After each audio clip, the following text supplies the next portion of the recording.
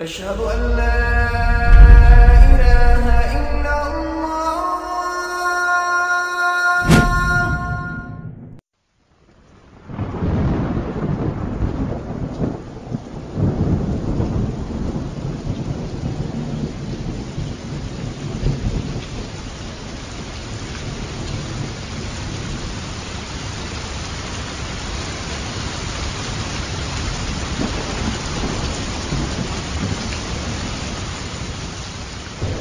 إِنَّا أَوْحَيْنَا إِلَيْكَ كَمَا أَوْحَيْنَا إِلَىٰ نُوحٍ وَالنَّبِيِّينَ مِن بَعْدِهِ وَأَوْحَيْنَا إِلَىٰ إِبْرَاهِيمَ وَإِسْمَاعِيلَ وَإِسْحَاقَ وَيَعْقُوبَ وَالْأَسْبَاطِ وَعِيسَىٰ وَأَيُّوبَ وَيُونُسَ وَهَارُونَ وَسُلَيْمَانَ وَآتَيْنَا دَاوُودَ زَبُورًا وَرُسُلًا قَدْ قَصَصْنَاهُمْ عَلَيْكَ مِن قَبْلُ وَرُسُلًا لَّمْ نَقْصُصْهُمْ عَلَيْكَ وَكَلَّمَ اللَّهُ مُوسَىٰ تَكْلِيمًا رُسُلًا مُّبَشِّرِينَ وَمُنذِرِينَ لِئَلَّا يَكُونَ لِلنَّاسِ عَلَى اللَّهِ حُجَّةٌ بَعْدَ الرُّسُلِ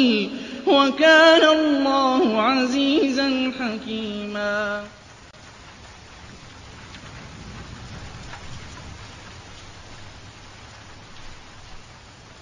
raindrops পরিবেশিত Bangla audio lecture series পথিকৃতদের পদচিহ্ন নবীদের জীবন।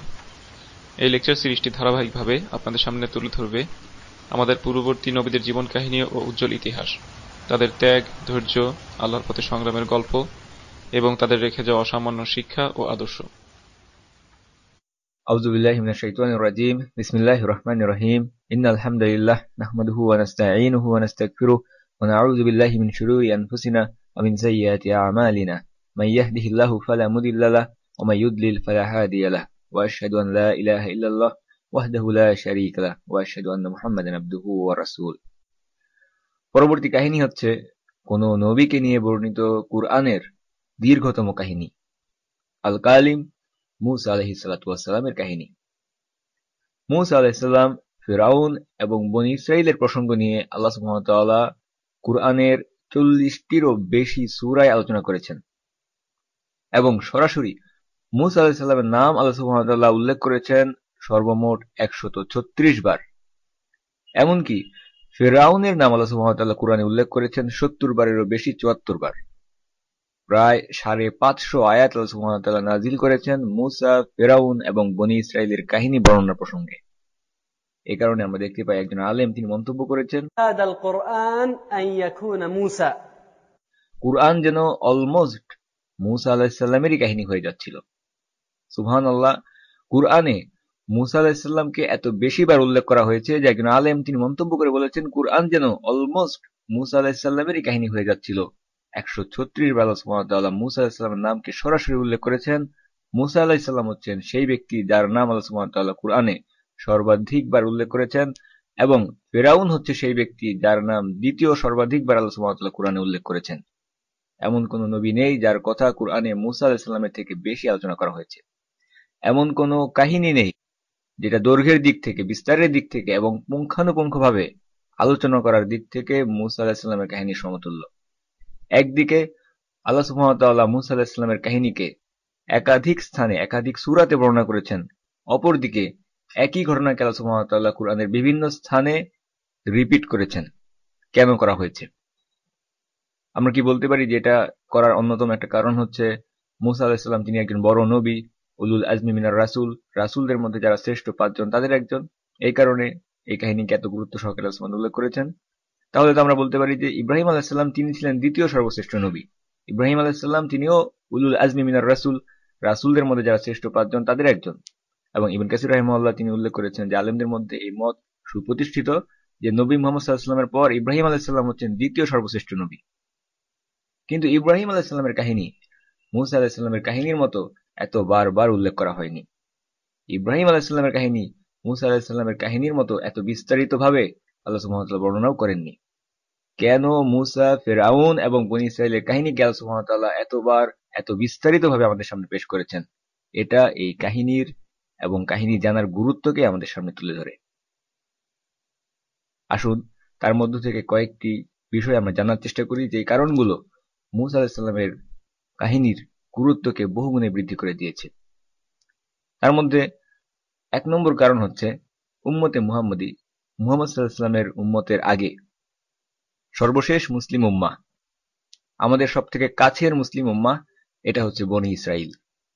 আমরা জানি ইতিহাসে অনেকগুলো মুসলিম উম্মাহ ছিল, মুসলিম জাতি ছিল।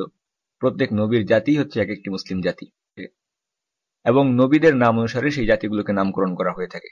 যেমন মুহাম্মদ সাল্লাল্লাহু আলাইহি ওয়াসাল্লামের উম্মতকে আমরা বলে থাকি উম্মতে মুহাম্মদী। ঠিক তেমনি ভাবে নূহ আলাইহিস সালামের উম্মত, আদম আলাইহিস সালামের উম্মত, হুদ আলাইহিস সালামের উম্মত, সালেহ আলাইহিস সালামের উম্মত, এই সবগুলো উম্মতই ছিল এক একটি মুসলিম উম্মাহ বা মুসলিম জাতি। এই ধারাবাহিকতায় মুহাম্মদ সাল্লাল্লাহু আলাইহি ওয়াসাল্লামের উম্মতের ঠিক আগের উম্মত যেটা ছিল সেটা হচ্ছে বনী ইসরাইল, ইয়াকুব আলাইহিস সালামের বংশে আসা নবীদের উম্মাহ, তাদের জাতি। সুতরাং আবির্ভাবের দিক থেকে মুহাম্মদ সাল্লাল্লাহু আলাইহি ওয়াসাল্লামের উম্মতের সবথেকে কাছের উম্মত, সবচেয়ে কাছের মুসলিম জাতি হচ্ছে বনী ইসরাইল। এবং যেহেতু মুহাম্মদ সাল্লাল্লাহু আলাইহি ওয়াসাল্লাম উম্মত সম্পর্কে বলা হয়ে থাকে, আমরা হচ্ছি পূর্বের সমস্ত জাতিগুলোর সত্যায়নকারী, তাদের কিতাবগুলোর উত্তরাধিকারী। কাজেই আমাদেরকে জানতে হবে সবশেষ চূড়ান্ত মুসলিম জাতি হিসেবে আমরা পূর্ববর্তী কাদেরকে সত্যায়ন করছি, তাদের ঘটনা কি ছিল, তাদের ইতিহাস কি ছিল। সুতরাং ইতিহাসের এই বিষয়টি আমাদেরকে নিয়ে যাচ্ছে দ্বিতীয় পয়েন্টের দিকে, যেটা মূসা আলাইহিস সালামের কাহিনীর গুরুত্বকে বহুগুণে বাড়িয়ে দিয়েছে। সেটা হচ্ছে বনী ইসরাইলের ইতিহাস অভিজ্ঞতার দিক থেকে অনেক অনেক সমৃদ্ধ। বনী ইসরাইল এমন একটি জাতি, এমন একটি উম্মাহ, যাদের অস্তিত্ব ইতিহাসে অনেক লম্বা একটা সময় ধরে ছিল। তারা বিভিন্ন রকম অবস্থার মধ্য দিয়ে অতিক্রম করেছে, নানা রকম ভুলভ্রান্তি করেছে, ভুল পথে চলেছে, এমনকি অনেক বিষয় নিয়ে তাদের মধ্যে মতভেদও ছিল। আল্লাহ সুবহানাহু ওয়া তাআলা তিনি চাচ্ছেন যেন আমরা সেই সবগুলো ঘটনা থেকে, অভিজ্ঞতা থেকে শিক্ষা গ্রহণ করি, যেন আমরা একই ভুল পুনরায় না করি। আল্লাহ সুবহানাহু ওয়া তাআলা চাচ্ছেন যেন পূর্বের মুসলিম জাতির এই দীর্ঘ ইতিহাস থেকে শিক্ষা নিয়ে সর্বশেষ মুসলিম জাতি হিসেবে আমাদের দুনিয়ার কাজে, দাওয়ার কাজে যেন আমরা সেই শিক্ষাগুলোকে সঠিকভাবে ব্যবহার করতে পারি। আল্লাহ সুবহানাহু ওয়া তাআলা তিনি জানেন যে বর্তমান এই মুসলিম জাতি, এরাও সেই পূর্বের জাতিগুলোর ভুলকে অনুসরণ করবে। এমনকি রাসূলুল্লাহ সাল্লাল্লাহু আলাইহি ওয়াসাল্লাম তিনিও এই বিষয়ে বলেছেন। রাসূলুল্লাহ সাল্লাল্লাহু আলাইহি ওয়াসাল্লাম তিনি বলেছেন, তোমরা তো প্রত্যেক কদমে কদমে তোমাদের আগে যারা এসেছে তাদের পদক্ষেপকে অনুসরণ করবে, এমনকি যদি তারা গুইসাপের গর্তেও প্রবেশ করে তোমরা সেখানেও প্রবেশ করবে। সাহাবা রাদিয়াল্লাহু আনহুম তারা জিজ্ঞাসা করলেন, ইয়া রাসূলুল্লাহ, আপনি কি ইহুদি এবং খ্রিস্টানদের কথা বুঝাচ্ছেন? রাসূলুল্লাহ সাল্লাল্লাহু আলাইহি ওয়াসাল্লাম বললেন, তারা নয় তো কারা? সুতরাং স্পষ্ট হয়ে গেল যে আমরা আমাদের পূর্বের জাতিগুলোর ভুলকে অনুসরণ করব। কিন্তু পূর্বের জাতিদের সাথে বর্তমান মুসলিম জাতির ভুলের পার্থক্য হচ্ছে আল্লাহ সুবহানাহু ওয়া তাআলা মুসলিম জাতির জন্য বিশেষ অনুগ্রহ স্বরূপ হেদায়েতকে, কুরআনকে আমাদের সাথে রেখে দিয়েছেন, এবং মুসলিমদের মধ্যে কিয়ামত পর্যন্ত অবশ্যই এমন একটি দল থাকবে যারা হকের উপরে সুপ্রতিষ্ঠিত থাকবে। কাজেই সেই ভুল যদি আমরা করেও ফেলি, ভুল থেকে মুক্তির পথ হচ্ছে কুরআনকে দেখা, কুরআনের মাধ্যমে পূর্বের জাতির ঘটনাগুলোকে, অভিজ্ঞতাগুলোকে, ইতিহাসগুলোকে বিশ্লেষণ করা। এবং এই উদ্দেশ্যেই আল্লাহ সুবহানাহু ওয়া তাআলা বনী ইসরাইলের ঘটনাগুলোকে আমাদের সামনে এত বিস্তারিতভাবে, পুঙ্খানুপুঙ্খভাবে বিভিন্ন স্থানে উল্লেখ করেছেন। কাজেই মূসা, ফিরআউন এবং বনী ইসরাইলের কাহিনী আমাদেরকে অবশ্যই জানতে হবে। ৩ নম্বর গুরুত্বপূর্ণ কারণ, প্রত্যেক জাতিতে, প্রত্যেক সময়ে, প্রত্যেক যুগে আমরা দেখতে পাই হক এবং বাতিলের মধ্যে দ্বন্দ্ব, সংঘাত, যুদ্ধ, লড়াই ইত্যাদি হয়ে থাকে। এটা দুনিয়ার এক চিরন্তন নীতি। হক এবং বাতিলের এই লড়াইয়ের ধরন, লড়াইয়ের স্বরূপ এবং লড়াইয়ের ফলাফল কি হবে, এটা বুঝতে হলে আমাদেরকে পূর্বের জাতিগুলোর ইতিহাস জানতে হবে, এবং বিশেষ করে বনী ইসরাইলের ইতিহাস জানতে হবে। এর কারণ হচ্ছে মুহাম্মদ সাল্লাল্লাহু আলাইহি ওয়াসাল্লামের উম্মতের মধ্যে হক এবং বাতিলের দ্বন্দ্ব সংঘাতের যে বৈশিষ্ট্য, ধরন বা প্রকৃতি, সেটা বিশেষভাবে বনী ইসরাইলের লোকেদের মধ্যে, হকপন্থী এবং বাতিলপন্থীদের মধ্যে দ্বন্দ্ব সংঘাতের সাথে বিশেষ মিল রাখে। এর একটি বিশেষ কারণও রয়েছে।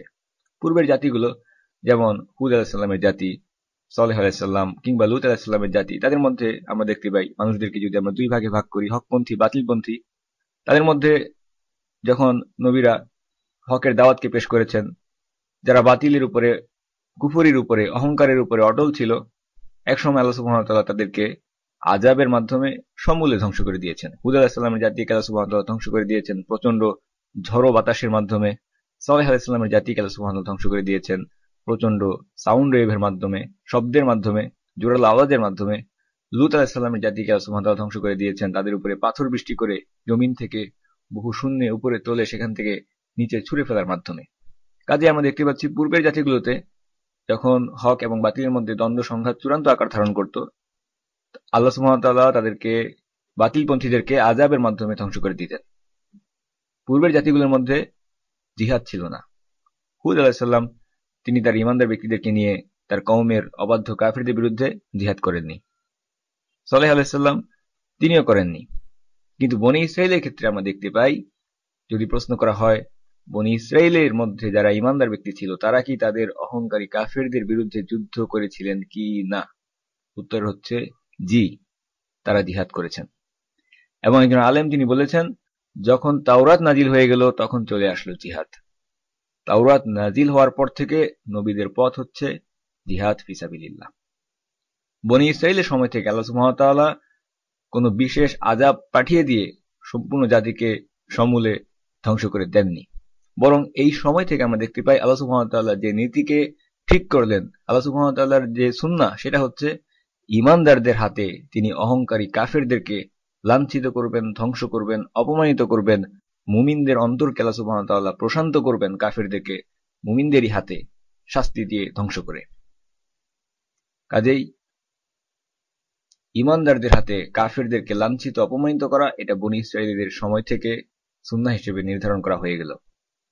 অপরদিকে যদি ঈমানের দাবিদার ব্যক্তিরাই আল্লাহর দেখানো এই সম্মানের রাস্তা, ইজ্জতের রাস্তা, এই দিন থেকে দূরে সরে যায়, সেই ক্ষেত্রে কাফেররাই ঈমানদারদেরকে লাঞ্ছিত অপমানিত করবে, যার বাস্তবতা আমরা বর্তমানে গত 100 বছর ধরে এই মুসলিম উম্মার ক্ষেত্রে দেখতে পাচ্ছি।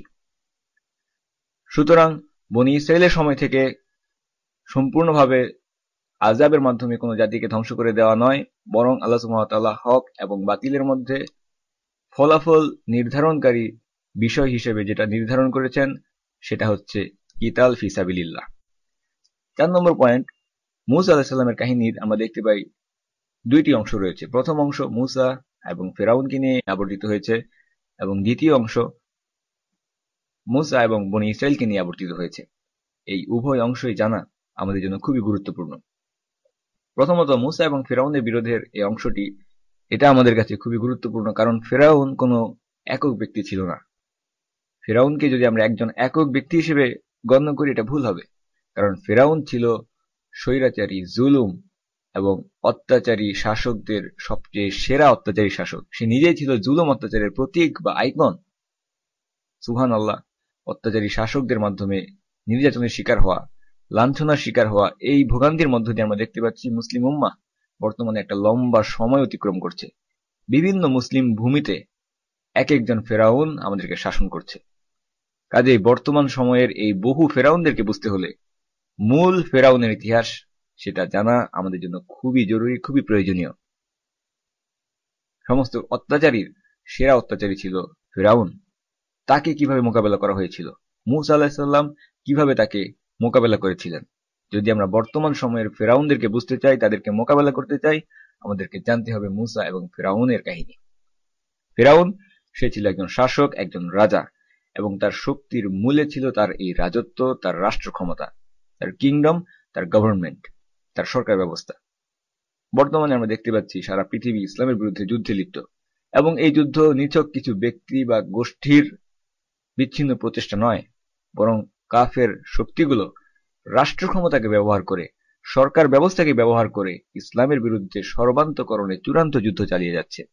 সুতরাং বর্তমান যুগের এই ফিতনা অতীতের সেই ফিতনার শুধুমাত্র আধুনিক রূপায়ণ মাত্র। এবং সব থেকে বড় ফিতনা, সেই ফিতনা কি? সেই ফিতনা হচ্ছে দাজ্জালের ফিতনা। এবং দাজ্জাল সম্পর্কে আমরা জানি, দাজ্জাল সেও একজন শাসকের রূপে, একজন সিংহাসনধারী শাসক বা রাজার রূপেই সে আসবে। কাজেই সব থেকে বড় ফিতনা সেই দাজ্জালের ফিতনাও যদি আমরা বুঝতে যাই, আমাদেরকে ফিরাউনের কাহিনী জানতে হবে, কারণ উভয় ঘটনার মধ্যে, স্ট্রাকচারের মধ্যে অনেক সাদৃশ্য রয়েছে। এরপর মূসা আলাইহিস সালামের কাহিনী দ্বিতীয় অংশ, মূসা এবং বনী ইসরাঈল। এই অধঃপতিত জাতি বনী ইসরাইলকে মুসা আলাইহিস সালাম কিভাবে পরিচালনা করেছিলেন, তাদেরকে কিভাবে তাদের মধ্যে আত্মসম্মান মান মর্যাদা ফিরিয়ে এনেছিলেন, ঈমানের উপরে আবার তাদেরকে সুপ্রতিষ্ঠিত করেছিলেন।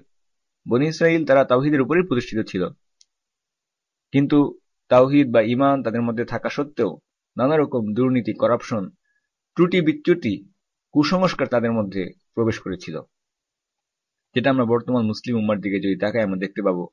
যদি আমরা কিছু সাদৃশ্য স্থাপন করি যে বনী ইসরায়েলের কাহিনী অধ্যয়ন করা আমাদের জন্য কতটা গুরুত্বপূর্ণ হতে পারে। যেমন বনী ইসরায়েলদের মধ্যে সবথেকে বড় ত্রুটিগুলোর মধ্যে, সবথেকে বড় নাফরমানিগুলোর মধ্যে বনী ইসরায়েলের মধ্যে একটা ছিল, সেটা হচ্ছে তারা আল্লাহর বিধানকে পরিবর্তন করে ফেলেছিল। যেমন আল্লাহ সুবহানাহু ওয়া তাআলা কুরআনে বলেছেন, ওয়ামাল্লাম ইয়াহকুম বিমা আনজালাল্লাহু ফাউলাইকা হুমুল কাফিরুন, যে সমস্ত লোক আল্লাহ যা নাজিল করেছেন সেটা দিয়ে বিচার ফয়সালা করে না, তারাই হচ্ছে কাফের। অন্যত্র আল্লাহ সুবহানাহু ওয়া তাআলা বলেছেন তারাই হচ্ছে জালিম, তারাই হচ্ছে ফাসিক। এই আয়াত বনী ইসরাঈলদের সম্পর্কে নাজিল করা হয়েছিল। হুযায়ফা বিন ইয়ামান সাহাবী, তিনি একজন তাবীকে এই আয়াত সম্পর্কে মন্তব্য করতে শুনলেন যে তাবী বলছেন এই আয়াত বনী ইসরাঈলীদের সম্পর্কে নাজিল করা হয়েছে। হুযায়ফা এই কথা শুনে বলে উঠলেন, আল্লাহু আকবার, বনী ইসরাঈলীদের থেকে তোমাদের বেশি কাছের, তোমাদের বেশি পছন্দের জ্ঞাতি ভাই আর কেউ নেই। যখনই তোমরা কোরআনে খারাপ কিছু দেখো তখন বলো যে এটা তাদের সম্পর্কে নাজিল করা হয়েছে, আর যখনই তোমরা ভালো কিছু দেখো তখন বলো যে এটা হচ্ছে আমাদের সম্পর্কে এই আয়াত নাজিল করা হয়েছে। হুযায়ফা সাহাবী, তিনি তাবীকে যে শিক্ষাটা দিতে চেয়েছিলেন, তিনি যে বিষয়টা বুঝাতে চাচ্ছিলেন সেটা হচ্ছে এই আয়াত যদিও বনী ইসরাইল সম্পর্কেই নাজিল করা হয়েছে, কিন্তু বর্তমান মুসলিম উম্মাহ থেকেও যদি কারো মধ্যে তাদের সেই আচরণের মিল পাওয়া যায়, সাদৃশ্য পাওয়া যায়, তাহলে এই উম্মার সদস্য হওয়ার পরও তার মধ্যে সেই একই বিষয়, একই বিধান প্রযোজ্য হবে, সেও একই হুকুমের আওতায় পড়বে। এবং এ কারণেই আল্লাহ সুবহানাহু ওয়া তাআলা এই বিষয়কে আমাদের সামনে উল্লেখ করেছেন।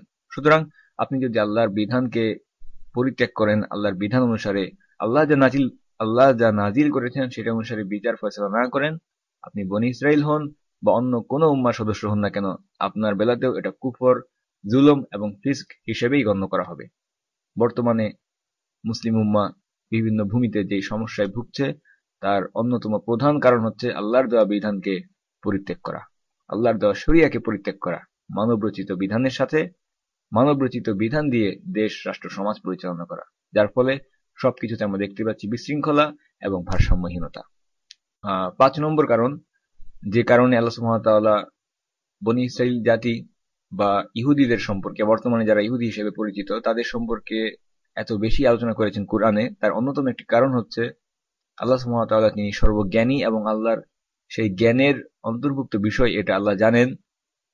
বনী ইসরাইলীদের এই দল বা বর্তমানের ইহুদি, এরাই হচ্ছে আল্লাহর দ্বীনের প্রধান শত্রু। এই দলটি আল্লাহর দ্বীনের প্রধান শত্রু হবে প্রথম দিন থেকে শুরু করে কিয়ামত পর্যন্ত। সুবহানাল্লাহ, সংখ্যার দিক থেকে যদি আমরা তুলনা করি আমরা দেখতে পাবো ইহুদিরা খুবই ক্ষুদ্র একটি উম্মাহ, খুবই ক্ষুদ্র একটি জাতি, তাদের লোক সংখ্যা খুবই কম। জাতি হিসাবে 100 কোটির বেশি মানুষ রয়েছে মুশরিকদের, হিন্দুদের মধ্যে 100 কোটির সংখ্যা বেশি, হিন্দুদের মধ্যে জনসংখ্যা 100 কোটিরও বেশি, বৌদ্ধদের মধ্যেও 100 কোটির বেশি মানুষ বসবাস করে, তারা মুশরিক, কাফের।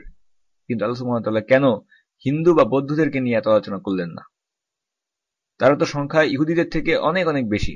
সুতরাং বোঝা যাচ্ছে সংখ্যায় বেশি হওয়া এটা মূল বিষয় নয়, মূল বিষয় হচ্ছে কার্যকারিতা। মূল কারণ এটাই যে প্রথম দিন থেকে শুরু করে ইহুদিরা বর্তমান সময় পর্যন্ত ইসলামের বিরুদ্ধে প্রধান শত্রুর ভূমিকায় অবতীর্ণ হয়েছে। তারা ইসলামের বিরুদ্ধে যুদ্ধ চালিয়ে যাচ্ছে। প্রতি মুহূর্তে তারা এই দ্বীনের বিরুদ্ধে, আল্লাহর দেওয়া জীবন ব্যবস্থার বিরুদ্ধে চক্রান্ত, ষড়যন্ত্র করে আসছে। 1400 বছর আগে মদিনায় মুনাফিকদেরকে সমর্থন করেছিল এই ইহুদিরা। মুনাফিকদেরকে তারা লেলিয়ে দিয়েছিল আল্লাহ রাসূল সাল্লাল্লাহু আলাইহি ওয়াসাল্লামের বিরুদ্ধে, এবং বর্তমান যুগের মুনাফিকরা তারাও সমর্থন পাচ্ছে বর্তমান যুগের ইহুদিদের। বর্তমান যুগের ইহুদিরা তারাও বর্তমান যুগের মুনাফিকদেরকে সাহায্য, সমর্থন, সহযোগিতা দিয়ে আসছে। 1400 বছর আগে আল্লাহ রাসূল সাল্লাল্লাহু আলাইহি ওয়াসাল্লামের বিরুদ্ধে যুদ্ধ করার জন্য ইহুদিরা মিলে পরিকল্পনা করে আরবের গোত্রগুলোকে খেপিয়ে নিয়ে এসেছিল, একত্রিত করেছিল, মুসলিমদের বিরুদ্ধে লাগিয়ে দিয়েছিল। ঠিক তেমনি ভাবে বর্তমানের ইহুদিরা সারা পৃথিবীর কাফের রাষ্ট্রগুলোকে একত্রিত করেছে মুসলিমদের বিরুদ্ধে বিভিন্ন ভূমিতে। এই ইহুদিরা ইসলামের প্রাথমিক যুগে ইসলামের বিরুদ্ধে আদর্শগত যুদ্ধে তারা নেতৃত্ব দিচ্ছিল। নানা রকম মিথ্যা, জঘন্য অপবাদ, প্রচারণাকে ছড়িয়ে দিয়ে আদর্শগতভাবে তার ইসলামকে মানুষের কাছ থেকে দূরে সরিয়ে রাখতে চাইত। এবং বর্তমান সময়েও আমরা দেখতে পাচ্ছি, বর্তমান পৃথিবীতে এই ইহুদিরাই বিভিন্ন মিডিয়াকে নিয়ন্ত্রণের মাধ্যমে ইসলামের বিরুদ্ধে আদর্শগত যুদ্ধের নেতৃত্ব দিচ্ছে। প্রথম দিন থেকে তারা পরিণত হয়েছিল আল্লাহর রাসূল সাল্লাল্লাহু আলাইহি ওয়াসাল্লামের শত্রু বাহিনীতে, এবং তাদের এই শত্রুতাকে তারা ধরে রাখবে তাদের শেষ জেনারেশনের শেষ ব্যক্তিটি পর্যন্ত, যারা কিনা শেষ পর্যন্ত দাজ্জালের সমর্থক আর সৈন্যবাহিনীতে পরিণত হবে, এবং তখন তাদের চূড়ান্ত সমাপ্তি ঘটবে। এই কারণেই আল্লাহ সুবহানাহু ওয়া তাআলা এই জাতি সম্পর্কে এত আলোচনা করেছেন, কারণ তিনি জানেন এরাই হচ্ছে আল্লাহর দ্বীনের প্রধান শত্রু। সুতরাং এই কারণগুলোকে যদি মাথায় রেখে আমরা মূসা, ফিরআউন এবং বনী ইসরাইলের কাহিনী সম্পর্কে আলোচনা শুরু করি, সেটা আমাদেরকে অনেক বেশি সাহায্য করবে সেখান থেকে শিক্ষা গ্রহণ করতে। কাজে আসুন শুরু করা যাক মূসা আলাইহিস সালামের কাহিনী। আলহামদুলিল্লাহ, ওয়াসসালাতু ওয়াসসালাম আলা সাইয়্যিদিনা মুহাম্মদ ওয়া আলা আলিহি ওয়া আসহাবিহি ওয়াসাল্লাম তাসলিমান কাসীরা। মূসা আলাইহিস সালামের কাহিনী দীর্ঘ কাহিনী, অনেক বিস্তারিত একটি কাহিনী। তবে সমস্ত কাহিনীর মধ্যে এই কয়েকটি আয়াত হচ্ছে মূসা আলাইহিস সালামের কাহিনীর সার অংশ, সার সংক্ষেপ, যেখানে আল্লাহ সুবহানাহু ওয়া তাআলা বলেছেন, তাসীম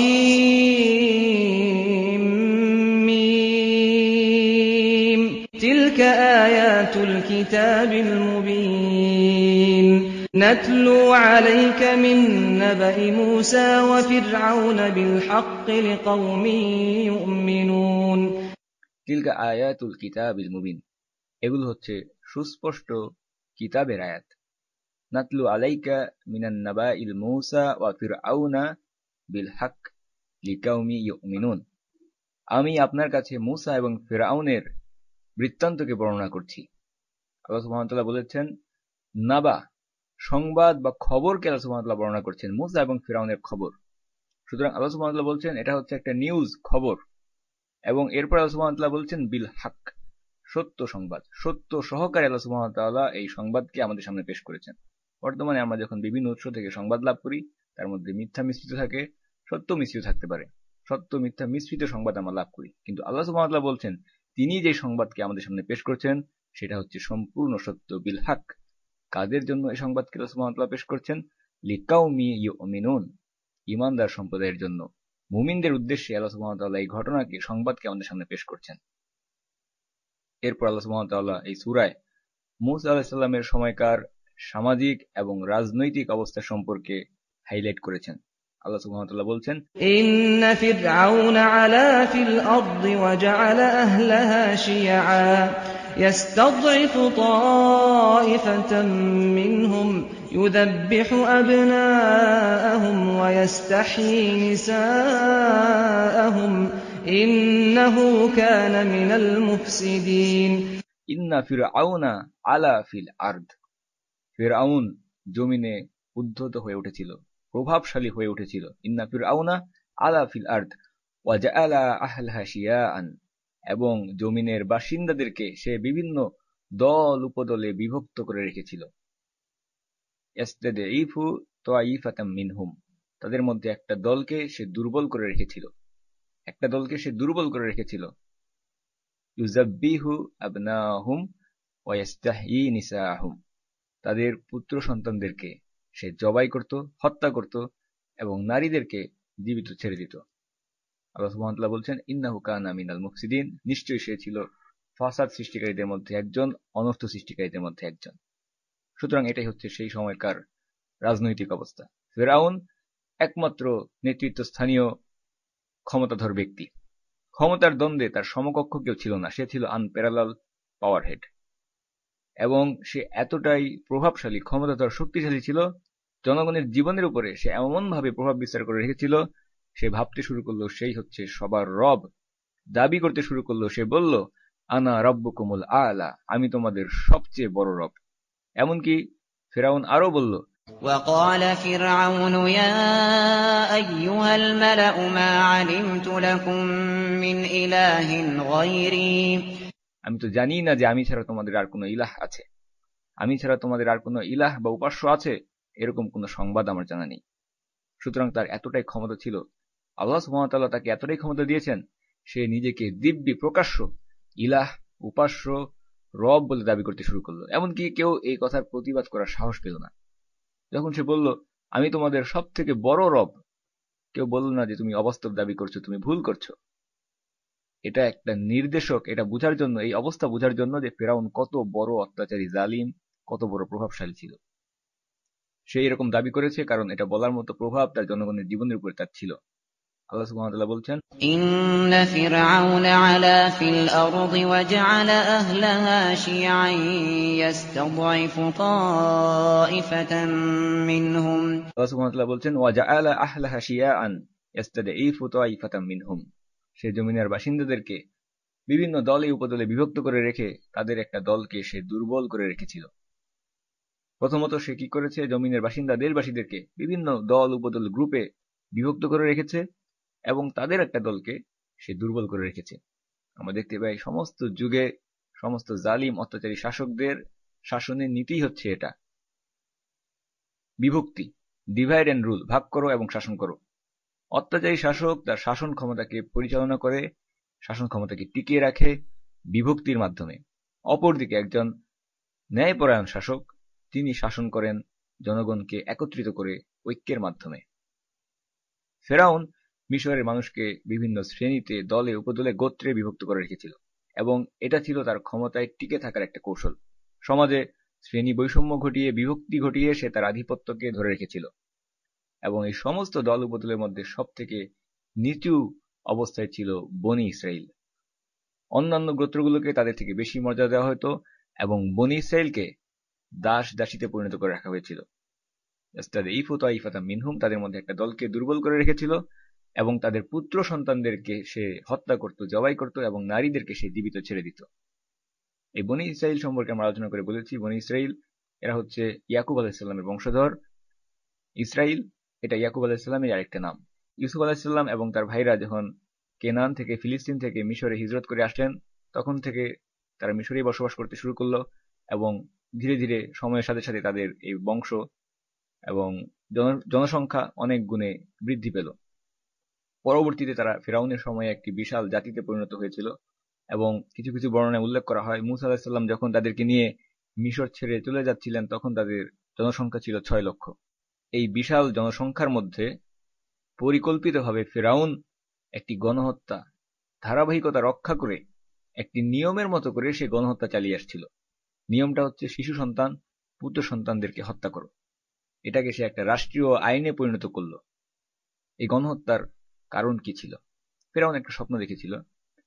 সেই স্বপ্নের ব্যাখ্যাটা ছিল এরকম যে ফেরাউন বর্তমানে যদিও শাসক অবস্থায় আছে, কিন্তু অচিরেই বনি ইসরায়েলের মধ্যে এমন একজন শিশুর জন্ম হবে, এমন এক পুত্র সন্তানের জন্ম হবে যে তার রাজত্বকে কেড়ে নেবে।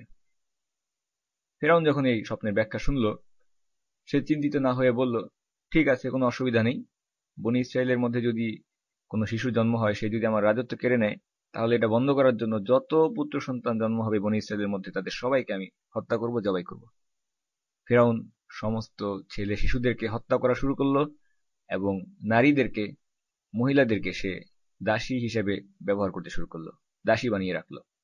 আল্লাহ সুবহানাহু ওয়া তাআলা বলেছেন, ইন্নাহু কানা মিনাল মুফসিদিন, নিশ্চয়ই সে ছিল ফাসাদ সৃষ্টিকারীদের মধ্যে একজন, অনর্থ সৃষ্টিকারী।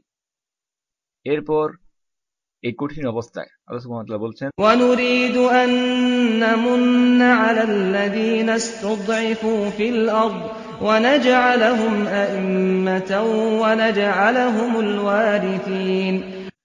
আমি ইচ্ছা করলাম জমিনে যাদেরকে দুর্বল করে রাখা হয়েছে তাদের প্রতি অনুগ্রহ করার জন্য। আল্লাহ সুবহানাহু ওয়া তাআলা বলছেন, আল্লাহ ইচ্ছা করলেন যাদেরকে জমিনে দুর্বল করে রাখা হয়েছে তাদের প্রতি অনুগ্রহ করার জন্য, তাদেরকে নেতা বানানোর জন্য এবং তাদেরকে এই জমিনের উত্তরাধিকারী করে দেওয়ার জন্য। ফেরাউন ইচ্ছা করেছিল, আল্লাহ সুবহানাহু ওয়া তাআলাও একটি ইচ্ছা পোষণ করলেন। কিন্তু কার ইচ্ছা বাস্তবায়িত হয়েছিল?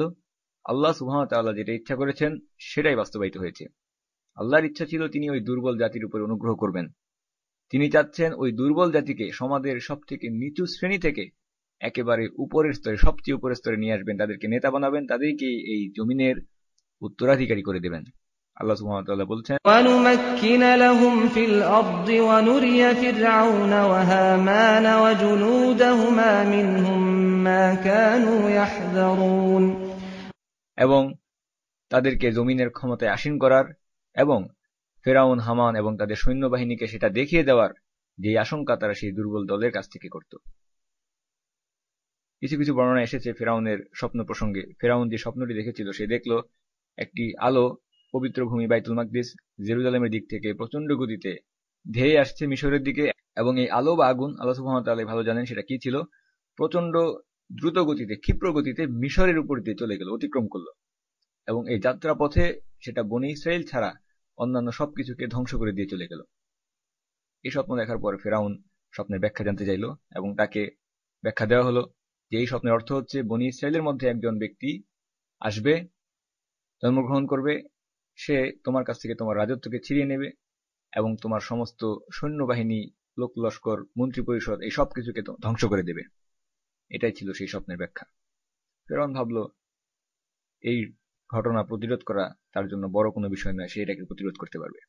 সে তার সৈন্যবাহিনীকে, সামরিক শক্তিকে ব্যবহার করার সিদ্ধান্ত নিল, সৈন্যদেরকে আদেশ দিল বনী ইসরাইলের ঘরে ঘরে যতগুলো শিশু জন্ম নিবে, পুত্র সন্তান জন্ম নিবে, তাদের সবগুলোকে হত্যা করো। এবং পরবর্তীতে ফেরাউন তার সমস্ত রাজত্বে গর্ভবতী মহিলাদেরকে খুঁজে বের করার জন্য গুপ্তচরদের ব্যবহার করা শুরু করলো। প্রত্যেক শহরে, গ্রামে, প্রত্যেকটা মহল্লায় সেই গুপ্তচরদের মাধ্যমে মহিলাদের উপরে নজরদারি শুরু করলো। যদি কোথাও কোনো গর্ভবতী মহিলা থাকতো, তাদেরকে নজরবন্দি করা হলো। যেই মাত্র তারা কোনো পুত্র সন্তান প্রসব করত, তাহলে পুত্র সন্তানকে সেইখানেই জবাই করে দেওয়া হতো, হত্যা করে দেওয়া হতো। আর যদি কোনো কন্যা সন্তান হতো, তাহলে তাকে ছেড়ে দেওয়া হতো, পরবর্তীতে তাকে দাসীতে পরিণত করা হতো। এইরকম একটা কঠিন পরিস্থিতিতে এসে মূসা আলাইহিস সালামের মা, তিনি গর্ভধারণ করলেন, কিন্তু তিনি এই বিষয়টাকে গোপন করে গেলেন। যতই আমরা বলি না কেন যে নিশ্ছিদ্র নিরাপত্তা ব্যবস্থা নিশ্চিত করা হয়েছে, 3 স্তর বিশিষ্ট, 4 স্তর বিশিষ্ট নিরাপত্তা নিশ্চিত করা হয়েছে, নিরাপত্তা কর্মী আর গোয়েন্দাদেরকে দিয়ে ওই এলাকা ঘিরে রাখা হয়েছে, যতই তারা তৎপর থাকুক না কেন, বাস্তবতা হচ্ছে এটাই যে মানুষ কখনোই শতভাগ নিশ্চিত করে কোনো কিছু করতে পারে না। তাদের মধ্যে ত্রুটি থাকবেই। নিরাপত্তা কর্মী এবং গোয়েন্দাদের কাছে সবসময় এমন কিছু তথ্য থাকে যেগুলোকে তারা মনে করে এটা তেমন বড় কোনো কিছু নয়, এই সংবাদগুলোকে তারা বাদ দেয় বা এড়িয়ে যায়। কিছু না কিছু সংবাদকে তারা কি করে, উপেক্ষা করে। মূসা আলাইহিস সালামের মায়ের গর্ভধারণ ছিল আল্লাহর ইচ্ছায় এমনই একটি সংবাদ, যেটাকে আল্লাহর ইচ্ছায় মূসা আলাইহিস সালামের মা সেই সংবাদকে তিনি গোপন করতে পারলেন। মূসা আলাইহিস সালামের মায়ের গর্ভধারণকে তারা নজরবন্দি করতে পারেনি, কাজেই সন্তান প্রসব করার আগ পর্যন্ত এই সংবাদ কেউ জানল না। কিন্তু যখন মূসা আলাইহিস সালাম ভূমিষ্ঠ হলেন, মা যখন শিশুকে প্রসব করলেন, তখন এই বিষয়টি গোপন রাখা খুবই কঠিন বিষয় হয়ে গেল। এবং সেই কঠিন অবস্থা সম্পর্কে আল্লাহ সুবহানাহু ওয়া তাআলা কুরআনে বর্ণনা করে বলছেন, وَأَوْحَيْنَا إِلَىٰ أُمِّ مُوسَىٰ أَنْ أَرْضِعِيهِ فَإِذَا خِفْتِ عَلَيْهِ فَأَلْقِيهِ فِي الْيَمِّ وَلَا تَخَافِي وَلَا تَحْزَنِي إِنَّا رَادُّوهُ إِلَيْكِ وَجَاعِلُوهُ مِنَ الْمُرْسَلِينَ। আল্লাহ সুবহানাহু ওয়া তাআলা মূসা আলাইহিস সালামের মাকে আদেশ করলেন, আমি মূসা জননীকে আদেশ করলাম তাকে দুধ পান করাতে থাকো। এরপর যখন তুমি তার সম্পর্কে বিপদের আশঙ্কা করবে, তখন তাকে দরিয়ায় নিক্ষেপ করো, ভাসিয়ে দাও, এবং ভয় করো না, দুঃখ করো না, আমি অবশ্যই তাকে তোমার কাছে ফিরিয়ে দেব, এবং রাসূলদের একজন করেই তাকে তোমার কাছে ফিরিয়ে দেব। এই আয়াতে আল্লাহ সুবহানাহু ওয়া তাআলা বলছেন, ওয়া আওহাইনা ইলা উম্মি মূসা। আল্লাহ সুবহানাহু ওয়া তাআলা বলছেন, আমি মূসার মায়ের কাছে ওহী করলাম। এই ওহী শব্দের সঠিক অনুবাদ হচ্ছে, আল্লাহ সুবহানাহু ওয়া তাআলা মূলত মূসার মায়ের অন্তরে ইন্সপাইরেশন বা অনুপ্রেরণা দান করেছেন, তার মাধ্যমে তাকে আদেশ করেছেন। এই ওহী নবুয়তের কোনো ওহী ছিল না। এই ওহী শব্দের অর্থ হচ্ছে অনুপ্রেরণা দান করা। ওহী শব্দের আরেকটি অর্থ হচ্ছে যেটা নবীদের কাছে যে ওহী প্রেরণ করা হয়ে থাকে। এই ক্ষেত্রে মূসার মায়ের কাছে যে ওহী প্রেরণ করেছিলেন সেটা হচ্ছে অনুপ্রেরণা বা ইলহাম। যেমন আমরা কুরআনে দেখতে পাই, অন্যত্র আল্লাহ সুবহানাহু ওয়া তাআলা তিনি বলেছেন, আল্লাহ সুবহানাহু ওয়া তাআলা সূরা নাহলে বলেছেন, মৌমাছিদেরকে আল্লাহ সুবহানাহু ওয়া তাআলা আদেশ করলেন বিভিন্ন পর্বতের গায়ে, বৃক্ষে এবং উঁচু চালে গৃহ নির্মাণ করার প্রসঙ্গে আল্লাহ সুবহানাহু ওয়া তাআলা বলছেন, ওয়া আওহা রাব্বুকা ইলান নাহল, তাদের কাছে ওহী করা হলো, মৌমাছিদের কাছে ওহী প্রেরণ করা হলো। তার মানে কি যে মৌমাছিরা নবুয়ত লাভ করেছে? না, বরং সেখানে ওহী শব্দের অর্থ হচ্ছে তাদের অন্তরে আল্লাহ সুবহানাহু ওয়া তাআলা অনুপ্রেরণা দান করলেন, তাদেরকে আদেশ করলেন। ঠিক তেমনি ভাবে আল্লাহ সুবহানাহু ওয়া তাআলা মূসার মাকে আদেশ করে বললেন, আমি তাকে আদেশ করলাম যে তাকে দুধ পান করাতে থাকো, এবং যখন তুমি তার সম্পর্কে বিপদের আশঙ্কা করবে তাকে দরিয়ায় ভাসিয়ে দিবে। ভয় করো না, দুঃখ করো না, অবশ্যই তাকে তোমার কাছে ফিরিয়ে দেব এবং তাকে রাসূলদের একজন করব। এই আদেশ, এই নির্দেশনা খুবই কঠিন একটি নির্দেশনা ছিল, বিশেষ করে যখন একজন মা মাত্র তার সন্তানকে ভূমিষ্ঠ করেছেন, সেই সন্তানকে দরিয়ায় ভাসিয়ে দেওয়া খুবই কঠিন। বিশেষ করে নীলনদ, যারা আপনারা নীলনদ দেখেছেন তারা লক্ষ্য করে দেখবেন যে নীলনদ এটা পৃথিবীর প্রধান নদীগুলোর মধ্যে একটি, খুবই খরস্রোতা একটি নদী, সারা পৃথিবীর প্রধান নদীগুলোর মধ্যে একটা। দক্ষ সাঁতারুরাও যদি সেখানে সাঁতার কাটতে যায় তারা সেখানে সতর্কতা অবলম্বন করে, কারণ সেখানে ডুবে যাওয়ার আশঙ্কা থাকে, প্রচন্ড স্রোত। কাজেই একজন মায়ের প্রতি এটা খুবই কঠিন নির্দেশ, যদি না সে প্রচন্ডভাবে বিশ্বাস করে যে এটা আল্লাহরই নির্দেশ। আল্লাহ সুবহানাহু ওয়া তাআলা উম্মে মূসাকে, মূসার মাকে তার সন্তানকে বুকের দুধ পান করানোর নির্দেশ প্রদান করলেন এবং সাথে সাথে বললেন, যখনই বিপদের আশঙ্কা করবে তাকে নদীতে নিক্ষেপ করে ভাসিয়ে দিবে। আপাত দৃষ্টিতে আমাদের সীমিত বোধ শক্তি দিয়ে মনে হতে পারে বিপদের আশঙ্কা করার পর যদি আমরা সন্তানকে নদীতে নিক্ষেপ করি এটা তো আরো বড় বিপদ। বিশেষ করে সদ্য জন্মলাভ করা একজন শিশু, তাকে বাক্সবন্দী করে নদীতে ভাসিয়ে দেওয়া, সে তো নিজের কোনো কাজেই আসতে পারে না। একটা শিশু নিজের কোনো উপকার করতে পারে না। আমাদের সীমিত জ্ঞানের আলোকে এটা মনে হবে তাকে নিশ্চিত মৃত্যুর মুখে ছেড়ে দেওয়া হলো, কিন্তু যেহেতু আল্লাহর পক্ষ থেকে নির্দেশ, কাজেই এই নেককার মা তার সন্তানের প্রতি যে মাতৃত্বের টান, সন্তানের প্রতি যে ভালোবাসা, সেই টানকে তুচ্ছ করে আল্লাহর হাতেই তার সন্তানকে ছেড়ে দিতে পেরেছিলেন, এই বিশ্বাসে যে মা হিসেবে তিনি যতটা সন্তানের খেয়াল রাখতে পারবেন, রব হিসাবে আল্লাহ তার বান্দার খেয়াল তার থেকেও বেশি রাখতে পারবেন। আল্লাহ সুবহানাহু ওয়া তাআলা মূসার মাকে বলেছেন, ওয়ালা তাখাফ ওয়ালা তাহজান, ভয় করো না, দুঃখ করো না, আমি অবশ্যই তাকে তোমার কাছে ফিরিয়ে দেব এবং তাকে রাসূলদের একজন করব। এই আয়াতে আমরা লক্ষ্য করলে দেখতে পাই, শুরুতে দুইটি কাজ করতে বলা হয়েছে, আদেশ করা হয়েছে দুইটি কাজের, এবং এরপরে দুইটি কাজ করতে নিষেধ করা হয়েছে, এবং সবশেষে দুইটি বিষয়ের সুসংবাদ প্রদান করা হয়েছে। একটি আয়াতে কতগুলো বিষয় আল্লাহ সুবহানাহু ওয়া তাআলা উল্লেখ করেছেন। এর মাধ্যমে আমরা দেখতে পাচ্ছি কোরআনের বালাগাহ বা ভাষাগত সৌন্দর্যের একটা উদাহরণ আমরা দেখতে পাই। প্রথমত যে দুইটি কাজ করতে বলা হয়েছে সেটা হচ্ছে তাকে দুধ পান করাতে থাকো, এবং যখন তার সম্পর্কে বিপদের আশঙ্কা করবে তাকে দরিয়ায় নিক্ষেপ করো। এর উপর এসেছে দুইটি নিষেধাজ্ঞা, বলা হয়েছে ভয় করো না, দুঃখ করো না। ভয় আমরা কখন করি? যখন ভবিষ্যতের কোনো বিষয় নিয়ে আমরা আশঙ্কা করি, সেটাকে বলা হয়ে থাকে ভয়। দুঃখ কখন করি? যখন অতীতে কোনো কিছু ঘটে গেছে সেই বিষয় নিয়ে আমরা দুঃখ করি। সুতরাং আল্লাহ সুবহানাহু ওয়া তাআলা অতীত এবং ভবিষ্যৎ উভয় বিষয় সম্পর্কে মূসার মাকে নির্দেশনা দিয়ে বলছেন। অতীতের বিষয়ে, অর্থাৎ যখন তুমি তাকে সমুদ্রে বা যখন তাকে তুমি নদীতে ভাসিয়ে দিলে, তাকে ভাসিয়ে দিলাম, সামনে কি হবে ভবিষ্যতের এই ভয় তুমি করো না। এবং সন্তানকে নদীতে নিক্ষেপ করার পর যখন সে তোমার কাছ থেকে আলাদা হয়ে গেল, এই ঘটনাগুলো মনে করে তুমি দুঃখ অনুভব করো না। এরপর আল্লাহ সুবহানাহু ওয়া তাআলা বলছেন দুইটি প্রতিশ্রুতির কথা। আল্লাহ বলছেন, আমি অবশ্যই তাকে তোমার কাছে ফিরিয়ে দেব এবং তাকে রাসূলদের একজন করব। মূসার মাকে আল্লাহ সুবহানাহু ওয়া তাআলা এখানে দুইটি ওয়াদা করেছেন, প্রতিশ্রুতি দিয়েছেন, আশ্বাস দিয়েছেন। আল্লাহ সুবহানাহু ওয়া তাআলা বলেছেন তাকে ফিরিয়ে দেওয়া হবে, রাসূলদের একজন তাকে বানানো হবে। এই নেক মায়ের জন্য আল্লাহর পক্ষ থেকে এটা খুবই কঠিন একটা পরীক্ষা ছিল। আল্লাহ তাকে বলছেন, তুমি যদি তোমার সন্তানের ভালো চাও, মঙ্গল চাও, তাহলে তাকে নদীতে ভাসিয়ে দাও। মূসা আলাইহিস সালামের মা আল্লাহর নির্দেশকে মেনে সন্তানকে দুধ পান করালেন। যখন তিনি বিপদে আশঙ্কা করলেন, তাকে একটি কাঠের বাক্সে বা সিন্ধুকে ভরে নীল নদে ভাসিয়ে দিলেন। নিজের চোখের সামনে তিনি দেখলেন তার বাচ্চা নদীতে ভাসতে ভাসতে তার দৃষ্টিসীমা থেকে হারিয়ে গেল। মূসা আলাইহিস সালামের মা তিনি কেন এই আদেশকে বাস্তবায়ন করলেন? তিনি এই আদেশকে বাস্তবায়ন করেছিলেন আল্লাহ যেই ওয়াদা করেছেন, যেই প্রতিশ্রুতি দিয়েছেন, সেই প্রতিশ্রুতির প্রতিদান পাওয়ার আশায়। আল্লাহ সুবহানাহু ওয়া তাআলা তাকে বলেছেন, আমি তাকে তোমার কাছে ফিরিয়ে দেব এবং ওয়াজাইলুহু মিনাল মুরসালিন, আমি তাকে রাসূলদের একজন বানাবো। মুসার মা আল্লাহর দেওয়া 2টি পুরস্কার পাওয়ার আশায় আল্লাহর দেওয়া 2টি আদেশকে পূরণ করলেন। আমাদের জন্য আমরা চিন্তা করলে দেখতে পাই আমাদের জীবনে আল্লাহ সুবহানাহু ওয়া তাআলা এরকম কতগুলো ওয়াদা কুরআনে প্রদান করেছেন, কিন্তু সেই ওয়াদার ফলাফল পুরস্কার লাভ করার জন্য যে কাজ আমাদেরকে করতে হবে আমরা সেই কাজগুলো করছি না। আমাদেরকে বলা হয়েছে আমরা যদি আল্লাহর রাস্তায় জিহাদ করি আল্লাহ আমাদেরকে বিজয় দান করবেন, কিন্তু আমরা তা করছি না। আমাদেরকে বলা হয়েছে আমরা যদি আল্লাহর রাস্তায় খরচ করি আল্লাহ আমাদের সম্পদকে বাড়িয়ে দিবেন, বৃদ্ধি করে দিবেন, কিন্তু আমরা তা করছি না। আমাদেরকে বলা হয়েছে আমরা যদি আল্লাহ সুবহানাহু ওয়া তাআলার উপরে ভরসা করি, তাওয়াক্কুল করি, তাহলে আমাদের জন্য আল্লাহই যথেষ্ট হবেন, কিন্তু আমরা তা করি না। আমাদেরকে বলা হয়েছে যদি আমরা আল্লাহকে ভয় করি, তাকওয়া অবলম্বন করি, আল্লাহ আমাদেরকে এমন স্থান থেকে রিজিক দিবেন যেটা আমরা কল্পনাও করতে পারবো না, কিন্তু আমরা সেই কাজগুলো করি না। মূসা আলাইহিস সালামের মা তাকে আদেশ দেওয়া মাত্র তিনি তা বাস্তবায়ন করেছেন, পালন করেছেন, যদিও এটা করা তার জন্য কঠিন ছিল, কারণ স্বাভাবিকভাবেই তার মধ্যে মাতৃত্ব রয়েছে। তিনি একজন মা, সন্তানের প্রতি স্বাভাবিক যে টান এটা তার মধ্যে ছিল, বিশেষ করে যখন সন্তান সদ্য জন্ম লাভ করেছে মাত্র কয়েকদিন।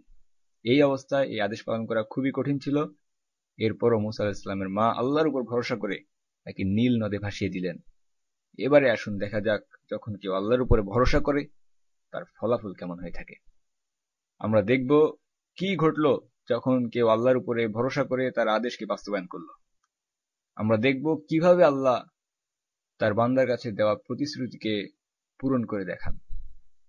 এই কাঠের বাক্সটা যার মধ্যে রয়েছেন মূসা আলাইহিস সালাম, তাকে নিয়ে এই কাঠের বাক্স বা সিন্দুক ভাসতে ভাসতে নীল নদে সামনের দিকে এগিয়ে যেতে থাকলো। নদীর স্রোত যেদিকে যাচ্ছে সেদিকে হচ্ছে মিশরের অভিজাত এলাকা ফেরাউনের প্রাসাদ। নদীর দুই পাশে তীরবর্তী এলাকায় অনেক বাড়িঘর ছিল, কারণ মিশর প্রধানত একটি রুক্ষ অঞ্চল, মরুভূমি অঞ্চল, এবং স্বাভাবিকভাবেই পানির জন্য, খাদ্যের জন্য মানুষ নদীর উভয় পাশে তাদের বসতিগুলোকে নির্মাণ করেছিল। সেখানে খুব বেশি বৃষ্টিপাত হতো না, মানুষ এই নদীর পানির উপরেই নির্ভর করত। এমনকি বর্তমানে আমরা দেখতে পাই যে মূলত নীল নদীর তীরেই সারিবদ্ধভাবে শহর, বন্দর ইত্যাদি গড়ে উঠেছে। নদীর এই পূর্ব পশ্চিম দুই পাশের এতগুলো বাড়ি, প্রত্যেকটা বাড়ির সামনে ঘাট, এই সবগুলো পেরিয়ে সেই কাঠের বাক্স এগিয়ে চলেছে সামনের দিকে। কোথায় গিয়ে সেই কাঠের বাক্স থামল? আল্লাহ সুবহানাহু ওয়া তাআলা তিনি এই বাক্সকে, সিন্দুককে নিয়ন্ত্রিত করছিলেন, পরিচালিত করছিলেন। আল্লাহ সুবহানাহু ওয়া তাআলা সেই বাক্সটিকে ফিরআউনের প্রাসাদের সামনের যে ঘাট সেখানে নিয়ে এসে থামালেন। মূসা আলাইহিস সালামের মা তিনি তার সন্তানকে নীল নদে ভাসিয়ে দিয়েছিলেন যেন ফেরাউনের কবল থেকে তাকে বাঁচানো যায়, কিন্তু সেই বাক্স এসে থামল ফেরাউনেরই বাড়ির ঘাটে। আল্লাহ সুবহানাহু ওয়া তাআলা চাচ্ছেন এই শিশু যেন ফেরাউনেরই প্রাসাদে যায়। যদি মূসা আলাইহিস সালামের মা তিনি এই দৃশ্য দেখতেন তাহলে তিনি হয়তো বলতেন, এটা কেমন প্রতিশ্রুতি? আল্লাহ সুবহানাহু ওয়া তাআলা আমাকে প্রতিশ্রুতি দিয়েছেন যে তিনি আমার সন্তানকে রক্ষা করবেন, অথচ আমার সন্তানকে বহনকারী বাক্স, সিন্দুক, সেটা তো ফেরাউনের ঘাটের সামনে এসে থামল। কিন্তু মূসা আলাইহিস সালামের মা তিনি তার ঈমানের উপরে অটল ছিলেন, আল্লাহর ওয়াদার উপরে তার বিন্দুমাত্র সন্দেহ ছিল না। মূসা আলাইহিস সালামের মা কিভাবে জানলেন যে এই বাক্স এসে ফেরাউনের ঘাটে থামছে? মূসা আলাইহিস সালামের মা কিভাবে জানলেন, কিভাবে তিনি এই সংবাদ লাভ করলেন যে এই বাক্স এসে ফেরাউনের বাড়ির ঘাটের সামনে থেমেছে?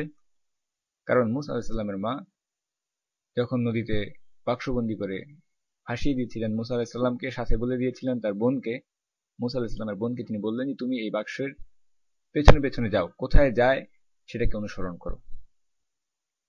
এবং আল্লাহ সুবহানাহু ওয়া তাআলা মূসার মা সম্পর্কে তিনি বলছেন, وأصبح فؤاد أم موسى فارغا إن كادت لتبدي به لولا أن ربطنا على قلبها لتكون من المؤمنين। যদি আমি তার অন্তরকে দৃঢ় করে না দিতাম তবে তো তিনি এই মূসার বিচ্ছেদজনিত অস্থিরতাকে প্রকাশ করেই দিতেন। আমি তাকে দৃঢ় রাখলাম যাতে তিনি থাকেন বিশ্বাসীদের মধ্যে। আল্লাহ সুবহানাহু ওয়া তাআলা বলছেন, আমি তার এই শূন্য অন্তরকে দৃঢ়তা দান করলাম যেন তিনি ঈমানদারদের মধ্যে থাকেন। এরপর আল্লাহ সুবহানাহু ওয়া তাআলা বলছেন, فالتقطه آل فرعون ليكون لهم عدوا وحزنا অতঃপর ফেরাউনের পরিবার মূসাকে উঠিয়ে নিল যেন তিনি তাদের দুশমন এবং দুঃখের কারণ হয়ে যান। আল্লাহ সুবহানাহু ওয়া তাআলা চেয়েছেন যেন মূসা আলাইহিস সালামকে ফেরাউনের লোকেরাই কুড়িয়ে নেয় এবং যেন মূসা আলাইহিস সালাম একসময় তাদেরই দুশমন এবং দুঃখের কারণ হয়ে যান, আফসোসের কারণ হয়ে যান। এখন এটা কিভাবে হতে পারে? ভবিষ্যতের ঘটনা না জানা পর্যন্ত আমাদের সাধারণ চিন্তাশক্তি দ্বারা সেটা বোধগম্য হবে না। কারণ এই ঘটনা, এই পরিকল্পনার বাস্তবায়ন, এটা আল্লাহর শক্তি, কুদরতের একটা দৃষ্টান্ত। কিভাবে এই শিশু মূসা, যিনি কিনা ফেরাউনের প্রাসাদে, ফেরাউনের বাড়িতে বড় হবেন, লালন পালন করা হবে, যারা তাকে আরামেশ, নিরাপত্তা, বিলাসিতা দিবে, তিনি কিনা তাদেরই দুশমন এবং দুঃখের কারণ হয়ে যাবেন, এটা আল্লাহরই কুদরতের এক অসাধারণ দৃষ্টান্ত। যখন ফেরাউনের বাড়ির ঘাটের সামনে এসে সেই বাক্সটি থামল, যার মধ্যে রয়েছে এক সদ্য জন্মলাভ করা ফুটফুটে শিশু, রাজকীয় প্রহরীরা, দাসদাসীরা সেই বাক্সকে উঠিয়ে নিল। বাক্স খুলে তারা দেখল এক সদ্য জন্মজাত শিশু। প্রথম কার কাছে নিয়ে যাওয়া হলো সেই বাক্সকে? আল্লাহ সুবহানাহু ওয়া তাআলা চাননি যে প্রথমেই, শুরুতেই সেই বাক্সবন্দী শিশুকে ফেরাউনের কাছে নিয়ে যাওয়া হোক। কারণ ফেরাউন তার রাজত্ব হারানোর আশঙ্কায় চলতি বছরের সমস্ত ছেলে সন্তানদেরকে, সদ্য জন্মজাত পুত্র সন্তানদেরকে সে হত্যা করছে। সেখানে এটা খুবই স্বাভাবিক, হঠাৎ করে ভাসতে ভাসতে নাম পরিচয়হীন এক শিশু যখন তার বাড়ির ঘাটের সামনে এসে থামল, পুত্র সন্তান, সদ্য জন্মজাত, তাকে হত্যা করা খুবই স্বাভাবিক। এ কারণে আল্লাহ সুবহানাহু ওয়া তাআলা চেয়েছিলেন প্রথম যেন এমন এক নারীর কাছে নিয়ে যাওয়া হয় যার মধ্যে সন্তান লাভের আকাঙ্ক্ষা খুবই তীব্র। তিনি হচ্ছেন ফেরাউনের স্ত্রী আসিয়া, যিনি ছিলেন নিঃসন্তান, সন্তানহীনা এক মহিলা। মা হওয়ার তীব্র আকাঙ্ক্ষা তার মধ্যে ছিল, এবং এই নারী যখন দেখলেন এক সদ্য জন্মজাত শিশু, তার মধ্যে মাতৃত্ব লাভের সেই আকাঙ্ক্ষা বড় তীব্রভাবে জেগে উঠল। বাক্স খুলে যখন এক ফুটফুটে শিশুকে তিনি দেখলেন, শিশুর প্রতি তার অন্তরে এক অসাধারণ ভালোবাসা জন্মে গেল। আল্লাহ সুবহানাহু ওয়া তাআলা তার এক নেক বান্দার অন্তরে, এক নেক মহিলার অন্তরে এক নেক শিশুর প্রতি ভালোবাসা সৃষ্টি করে দিলেন। আল্লাহ সুবহানাহু ওয়া তাআলা পরবর্তী ঘটনা আমাদের সামনে বর্ণনা করে বলছেন, এরপর ফেরাউনের স্ত্রী সে বলল, وقالت امرأة فرعون قرة عين لي ولك لا تقتلوه عسى أن ينفعنا أو نتخذه ولدا এই শিশু আমার এবং তোমার চক্ষু শীতলকারী হবে, লা তাকতুলুহু, তাকে হত্যা করো না।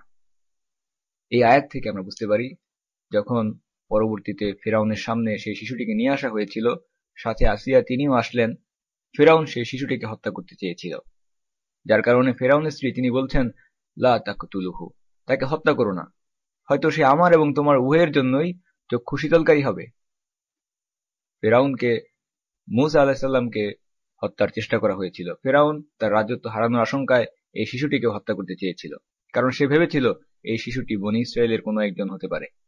কিন্তু আল্লাহ সুবহানাহু ওয়া তাআলা মূসা আলাইহিস সালামের জন্য নিরাপত্তার ব্যবস্থা করে দিলেন, তাকে ফেরাউনেরই প্রাসাদে থেকে বড় হওয়ার সুযোগ করে দিলেন, লালন পালনের ব্যবস্থা করে দিলেন। এই ঘটনা আমাদেরকে স্পষ্টভাবে দেখিয়ে দিচ্ছে, প্রমাণ করে দিচ্ছে, যদি আল্লাহ সুবহানাহু ওয়া তাআলা তার কোনো বান্দাকে সাহায্য করতে চান, আল্লাহ সুবহানাহু ওয়া তাআলা তা করতে সক্ষম। বাহ্যিক পরিস্থিতি যেমনই হোক না কেন, আল্লাহ যদি চান তার কোনো বান্দাকে নিরাপত্তা দিবেন, সাহায্য করবেন, আল্লাহ তা করতে সক্ষম। কারণ আপনি জানেন না কখন কিভাবে কাদেরকে আল্লাহ তার সৈন্যবাহিনীতে পরিণত করবেন। আল্লাহ সুবহানাহু ওয়া তাআলা ফেরাউনের প্রাসাদে ফেরাউনের স্ত্রীকে মূসা আলাইহিস সালামের জন্য সাপোর্টার, সমর্থক বানিয়ে দিলেন। স্বয়ং ফেরাউনের স্ত্রী তিনি হয়ে গেলেন মূসা আলাইহিস সালামের সাপোর্টার।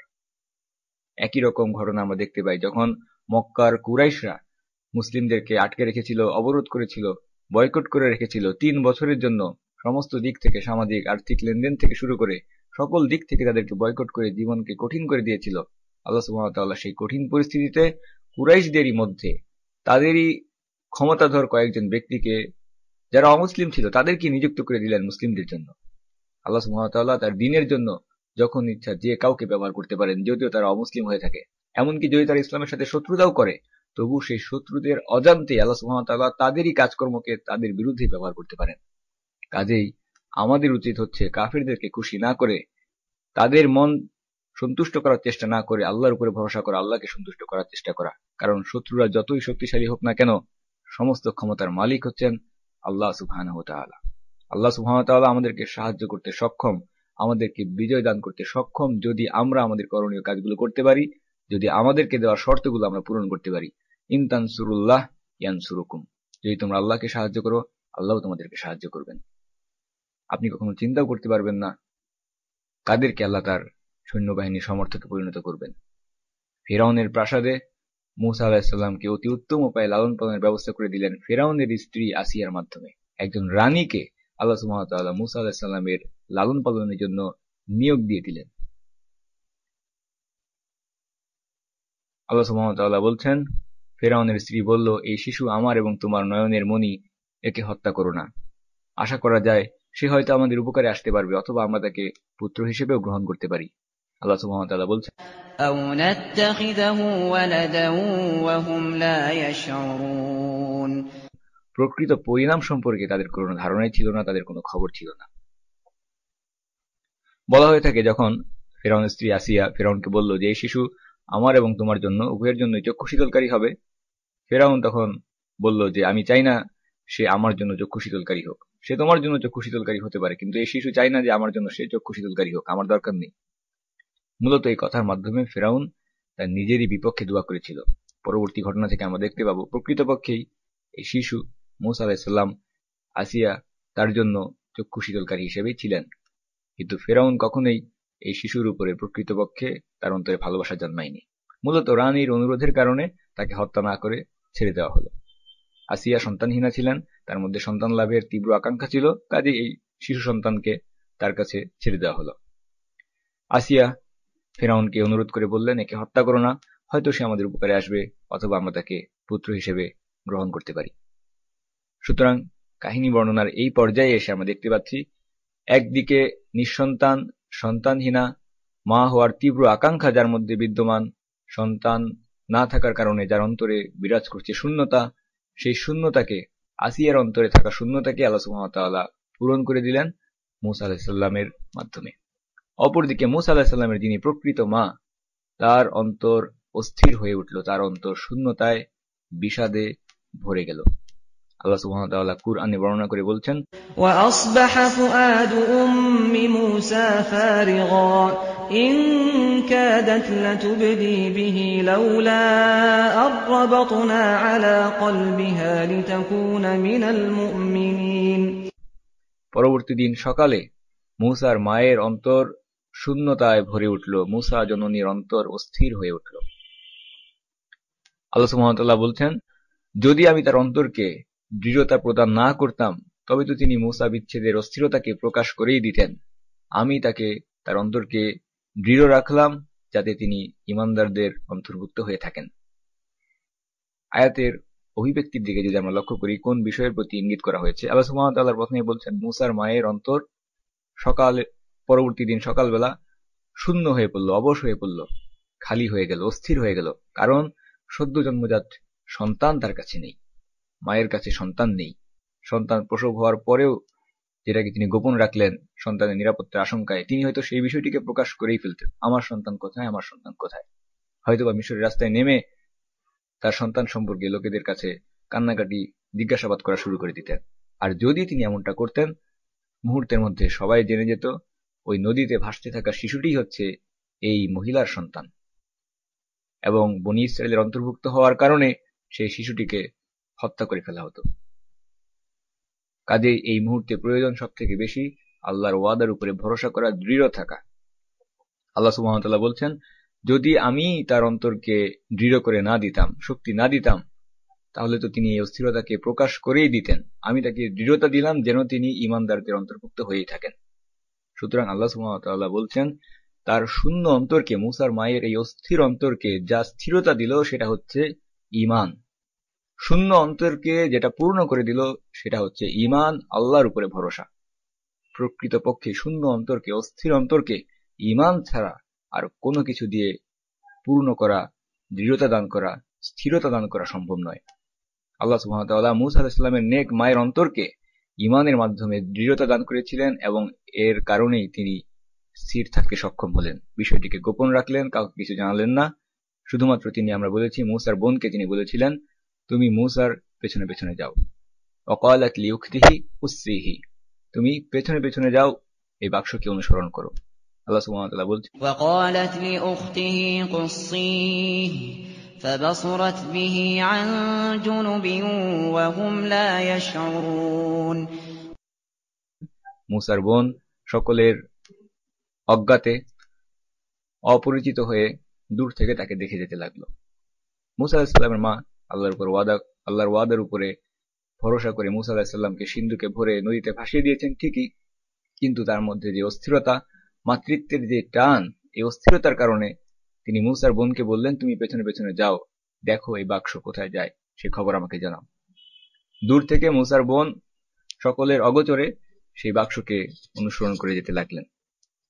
বাক্সটি নদী স্রোতে ভেসে যাচ্ছিল এবং মুসার বোন দূর থেকে তীর থেকে সেই বাক্সকে অনুসরণ করছেন। এক সময় দেখা গেল সেই বাক্স ফেরাউনেরই প্রাসাদের ঘাটে গিয়ে থেকেছে। মুসার বোন দেখলেন, মুসাকে উঠিয়ে নেওয়া হলো, কিন্তু এরপর কি হলো? এক কঠিন অবস্থা। মুসার বোন প্রাসাদের ভিতরে কি ঘটনা ঘটছে তা তিনি জানেন না। শিশুটিকে কি হত্যা করা হলো নাকি সে এখনো জীবিত আছে? এর মধ্যেই অল্প সময় পর মুসার বোন শুনতে পেলেন ঘোষণা দেওয়া হচ্ছে, এক শিশুকে পালকপুত্র হিসেবে ফেরাউন গ্রহণ করেছে, কিন্তু এই শিশু কারোরই দুধ পান করছে না, এই শিশুর জন্য দুধ মা দরকার। আল্লাহ সুবহানাহু ওয়া তাআলা তার পরিকল্পনাকে এভাবেই বাস্তবায়ন করে থাকেন। এই ঘটনাটি এটা আল্লাহর সেই পরিকল্পনা বাস্তবায়নেরই একটা অংশ ছিল। আল্লাহর ওয়াদা যা তিনি মুসার মাকে দিয়েছেন সেটাকে যে তিনি বাস্তবায়ন করবেন তারই একটা ঘটনা অংশ ছিল এটা। মুসা আলাইহিস সালামের উপর আল্লাহ হারাম করে দিয়েছিলেন যে তুমি তোমার মা ছাড়া আর কারো কাছ থেকে দুধ পান করবে না। সদ্যজাত শিশু, তাকে অন্য কোনো খাবার দেওয়া সম্ভব নয়। সেই শিশু যখন কারো কাছ থেকেই দুধ পান না করে, খুবই কঠিন একটা অবস্থা। অনেক মহিলাদেরকে নিয়ে আসা হলো, দুধ মাদেরকে নিয়ে আসা হলো, কিন্তু মুসা আলাইহিস সালাম কারো কাছ থেকেই দুধ পান করলেন না। এটা আল্লাহ সুবহানাহু ওয়া তাআলার এক বিশেষ পরিকল্পনা। মুসা আলাইহিস সালাম রানীর কোলে ছিলেন, কিন্তু কারো কাছ থেকে তিনি দুধ পান করছেন না। যখন এই ঘোষণা মুসার বোন শুনতে পেলেন, তখন তিনি বললেন, আমি আপনাদেরকে এমন একজনের খোঁজ দিতে পারি, এমন এক পরিবারের সন্ধান দিতে পারি যিনি এই শিশুকে দুধ পান করাতে পারবেন। মুসা আলাইহিস সালামের বোন, তিনিও বুদ্ধিমতী ছিলেন, তিনি বললেন না যে এটা হচ্ছে তারই ভাই, বরং তিনি এমনভাবে বললেন যাতে এই গোপনীয় বিষয়টা প্রকাশিত হয়ে না পড়ে। মুসা আলাইহিস সালামের বোন তিনি খুব ভালো করেই জানেন এই শিশু অন্য কারো কাছ থেকেও দুধ পান না করলে প্রকৃত যিনি মা তার কাছ থেকে অবশ্যই দুধ পান করবে। আল্লাহ সুবহানাহু ওয়া তাআলা কুরআনে এই প্রসঙ্গ বর্ণনা করে বলছেন, وحرمنا عليه المراضع من قبل فقالت هل أدلكم على أهل بيت يكفلونه لكم وهم له ناصحون। আমি পূর্ব থেকেই সমস্ত মহিলাদের দুধ পান করা থেকে মুসাকে বিরত করে রেখেছিলাম। মুসার বোন বললেন, আমি তোমাদেরকে এমন এক পরিবারের কথা বলবো কি যারা তোমাদের জন্য এই শিশুকে লালন পালন করবে এবং তারা হবে এই শিশুর হিতাকাঙ্ক্ষী। সুতরাং কাহিনী বর্ণনার এই পর্যায়ে এসে আমরা দেখতে পাচ্ছি মুসা আলাইহিস সালামকে সিন্ধুকে ভরে নদীতে ভাসিয়ে দেওয়ার মাধ্যমে আল্লাহ সুবহানাহু ওয়া তাআলা একটা বড় সমস্যাকে সমাধান করে দিলেন। সেই সমস্যাটা কি ছিল? সমস্যাটা ছিল মুসা আলাইহিস সালামের মা তার গর্ভধারণের বিষয়টিকে তিনি গোপন করে রেখেছিলেন, কিন্তু সন্তান ভূমিষ্ঠ হওয়ার পর এই বিষয়টি গোপন রাখা স্বাভাবিকভাবেই খুবই কঠিন হয়ে গেল। যে কোনো মুহূর্তে যে কেউ জানতে পারত যে এই বাড়িতে একটা পুত্র সন্তান জন্ম লাভ করেছে, এবং আমরা বলেছি যে ফেরাউন তার সমস্ত রাজ্যে গুপ্তচর লাগিয়ে দিয়ে রেখেছিল। কাজেই যে কেউ এই সংবাদকে প্রকাশ করে দিত, ফেরাউনের সৈন্যবাহিনী লোক লস্করদেরকে জানিয়ে দিত যে এই বাড়িতে একটা পুত্র সন্তান জন্ম লাভ করেছে যার ব্যাপারে তোমরা কোনো সংবাদ লাভ করোনি। কাজেই তখন তারা এসে সেই সন্তানকে সেখানেই হত্যা করে দিত। কিন্তু আল্লাহ সুবহানাহু ওয়া তাআলা যখন এই মধ্যবর্তী ঘটনাটিকে সংঘটিত করে দিলেন, তখন মুসার মাকে কেউ জিজ্ঞাসাবাদ করলো না এই সন্তানকে তুমি কোথায় পেলে, কারণ তাকে মুসার প্রকৃত মা হিসেবে কেউ জানলো না। সবাই চিনল এই মহিলা হচ্ছে মুসার দুধ মা, অথচ তিনি হচ্ছেন মুসা আলাইহিস সালামের প্রকৃত মা।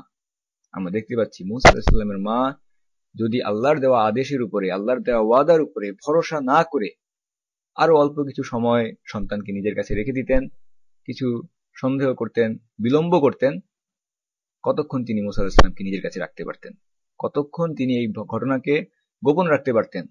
গর্ভের ভেতরে বাচ্চাকে লুকিয়ে রাখা যায়, কিন্তু প্রসব করার পর কতক্ষণ আপনি গোপন রাখতে পারবেন?